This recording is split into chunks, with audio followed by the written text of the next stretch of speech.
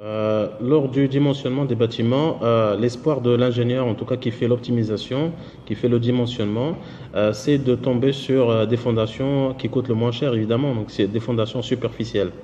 Parce qu'il y a trois types de fondations. Vous avez les fondations superficielles, donc ça peut être des semelles filantes, des semelles isolées. Et vous avez les fondations semi-profondes et vous avez les fondations profondes, donc les pieux. Et les fondations superficielles, on parle de fondations superficielles quand nous avons la hauteur sous la hauteur d'encastrement, elle est inférieure à 4 fois la largeur de la semelle. Et c'est-à-dire D, la hauteur d'encastrement D inférieure à 4 fois B, la largeur de la semelle. Quand nous avons ce D sur B est compris entre 4 et 10, on parle de fondation semi-profonde. Et quand nous avons D sur B supérieur à 10, là on parle carrément de fondation profonde. Et là nous allons parler de la fondation superficielle. Donc du premier cas, ça veut dire D inférieur à 4 fois B. La hauteur d'encastrement inférieure à 4 fois la largeur de la semelle. Dans ce cas, on parle de semelle filante, de semelle isolée. Et en fait, l'objectif, c'est de vérifier que le sol, les caractéristiques mécaniques du sol, elles permettent de supporter les charges appliquées sur la semelle et transmises par la semelle, à travers la semelle transmise au sol. Et parce que ces contraintes, ça va comprendre alors le principe du dimensionnement, on fait la descente de charge, etc. Donc, on calcule l'effort qui est appliqué sur la semelle, mais en même temps, on rajoute le poids de la semelle, parce que l'objectif, c'est de calculer l'effort qui est transmis au sol. C'est par rapport à ça qu'on va vérifier. Et la formule qui nous donne, et déjà la caractéristique du sol qui nous permet de calculer est-ce que ce sol il est capable ou pas de supporter cette charge, c'est ce qu'on appelle la capacité de la portance du sol. Donc, la capacité de la portance du sol. Et cette capacité de la portance du sol, elle dépend de la cohésion du sol. Elle dépend également de l'angle de frottement. Et elle dépend également des dimensions de la semelle. Parce que quand nous avons une semelle qui a des dimensions qui sont trop petites, elle a tendance un peu à s'enfoncer dans le sol. C'est-à-dire que quand les dimensions sont trop petites, la capacité de la portance du sol, elle diminue.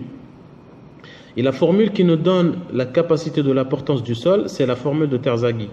Et cette formule, en fait, elle donne la contrainte qui peut être supportée par le sol en fonction. Alors, elle porte le symbole QL, c'est-à-dire la charge limite, L, la charge limite. On peut parler également de charge limite ou charge de rupture. Ce paramètre, cette contrainte, elle est définie par la formule de Terzaghi qui donne ce QL en fonction de la largeur de la semelle, en fonction de la cohésion du sol, en fonction de la masse volumique du sol, en fonction également de l'angle de frottement. Donc en fonction de ça, en fonction de tous ces paramètres, la formule de Terzaghi, elle nous donne la contrainte limite. Maintenant, évidemment, les dimensions de la semelle sont issues du prédimensionnement. Il y a un prédimensionnement qui est effectué à l'avance et qui nous donne plus ou moins les dimensions, donc largeur, longueur de la semelle, etc. Et en fonction de ça, maintenant, on vérifie est-ce que notre sol est capable ou pas. Maintenant, cette charge limite qui est calculée par la formule de Terzaghi, c'est pas ça qu'on va comparer avec la charge qui est appliquée par le sol, mais nous allons calculer une autre charge qui est cette fois-ci appelée la charge admissible. Pourquoi? Parce que en fait, il y a la relation entre les tassements du sol et la contrainte, la courbe, entre de 0, c'est-à-dire quand nous avons une contrainte qui est égale à 0 appliquée sur le sol, entre 0 jusqu'à une certaine valeur. Justement, cette valeur, c'est la contrainte admissible. Alors, il a été remarqué que le tassement, il est proportionnel avec la contrainte. C'est-à-dire, quand on applique... En fait, le sol, il est élastique, quoi. Le tassement, il est carrément proportionnel à la contrainte appliquée. Elle est linéaire, quoi. La courbe, il est carrément linéaire.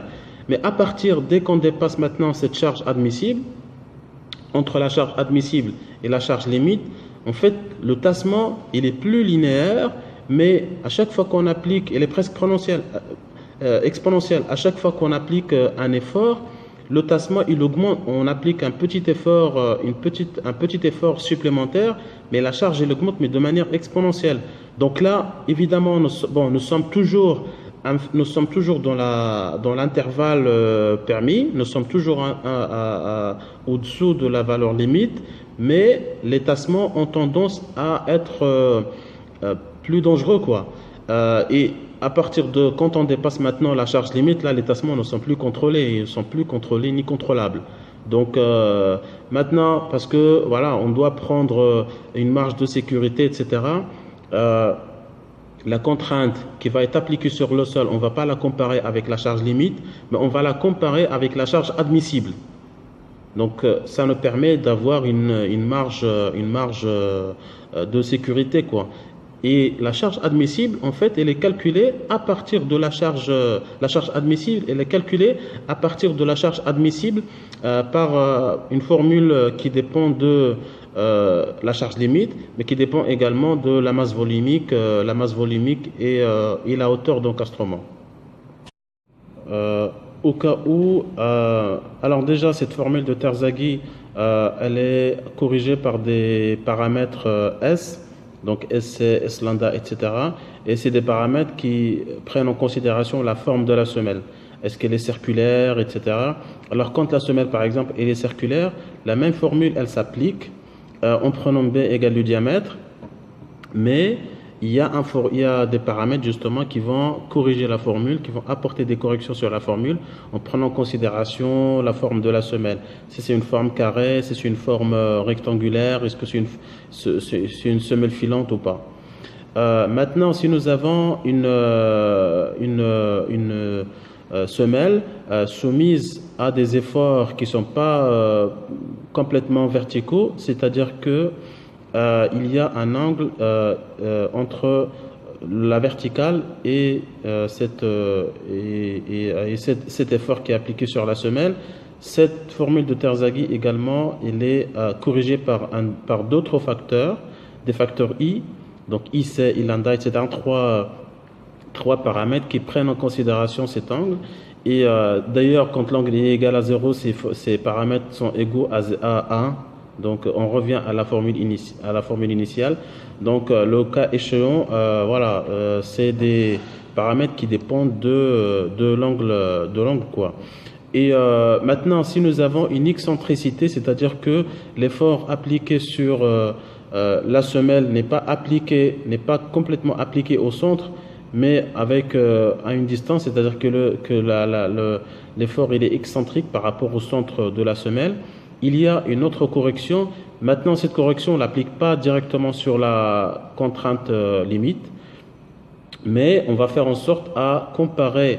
On avait dit la contrainte admissible qu'on avait calculée, mais qu'on va comparer avec l'effort appliqué sur la semelle qu'on va diviser, non pas par BL, c'est-à-dire par la section réelle de la semelle, mais nous allons corriger maintenant ces dimensions des semelles, c'est-à-dire qu'on va prendre l'effort total appliqué sur la semelle et qu'on va diviser pas par B fois L, mais on va diviser par B' fois L', sachant que B', c'est B, c'est-à-dire la largeur réelle de la semelle diminuée de 2 fois E, sachant que E, c'est l'excentricité, et L', c'est la même chose, c'est la longueur de la semelle qu'on va diminuer de 2 fois E.